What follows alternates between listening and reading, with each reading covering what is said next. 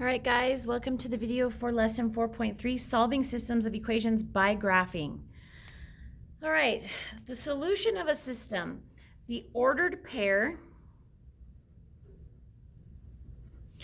or it could be even more than one sometimes, so pairs, the xy, right, in a ordered pair, parentheses, where the two equations intersect. That is your solution to a system of equations.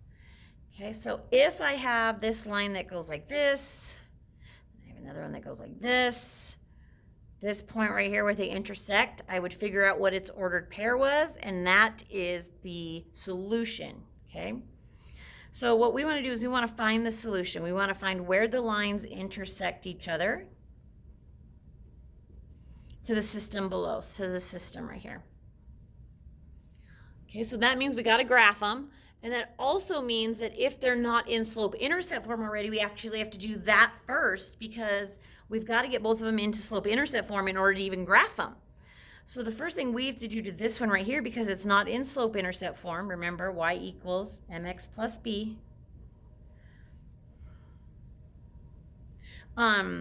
We need to solve it for y. So I need to get y all by itself by subtracting 3 from both sides. Okay, so you have y equals 1/2 x minus 3 now. Now we have it in the right form. Okay, and this one's already in the right form. Just remember that this is a proportional equation. Remember, it's got the plus 0 that we just don't write. So it's going to go through the origin. So we want to write the equations in the form of y equals mx plus b, which we just did. I guess I was a step ahead of myself. Okay, then we want to graph each equation. So let's do that. So this one, my y-intercept is -3, and my slope is 1/2. There. So I'm going to start at -3 right here, and then go up 1 over 2, up 1 over 2, at least 3 points. Making sure I line these up nice and neat because I'm at the point now where I have to know where these intersect at. So I need a nice straight line all the way through my coordinate plane. Okay, so there's that line. Then let's graph this one. This one, my y-intercept is 0. And my slope is 2, putting it over a 1 to make it a slope, a fraction. So from 0, up 2 over 1, up 2 over 1. Connect those points.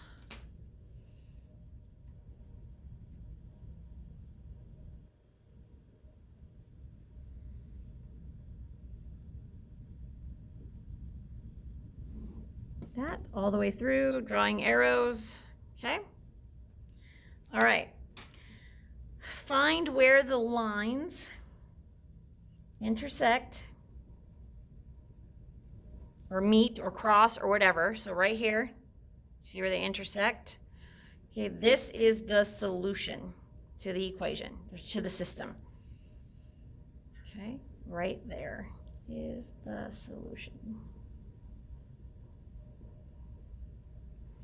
Then what we want to do is find the ordered pair of that, and I know that doesn't say that right there, but you always want the ordered pair. So write that in, find the ordered pair.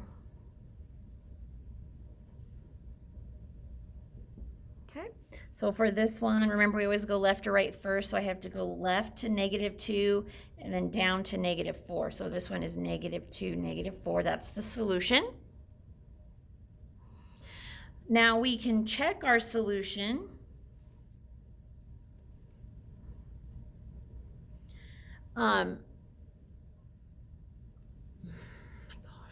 Getting a phone call, sorry.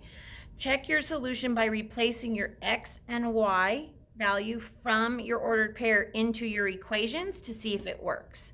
Okay, so we're going to do that down here. So you can see that these are the original equations from up, oh, you can't, well, here, let me zoom out a little. Okay, this is the same equation here, and this is the same equation to here. Okay, so we're just going to take that ordered pair, and we're going to put it in and see if it works, just like we did from that first one. Okay, so -2 is x, and -4 is y. So I'm going to replace that in here. So I've got 3 plus, and my y is -4, equals 1/2 times -2. If this side equals this side, then it's a solution and we're correct. So 3 plus -4 is -1, and 1/2 times -2 is also -1. Okay, so that's a solution. Now let's try the other one with the same point, the same ordered pair. Y, which is -4, equals 2 times -2. Well, -4 and 2 times -2 is -4. And since that one is equal, then yes, it's a solution to this line also. So then what it's going to ask me is, how do you know that this is a correct solution? I know because it is a solution to both equations in the system.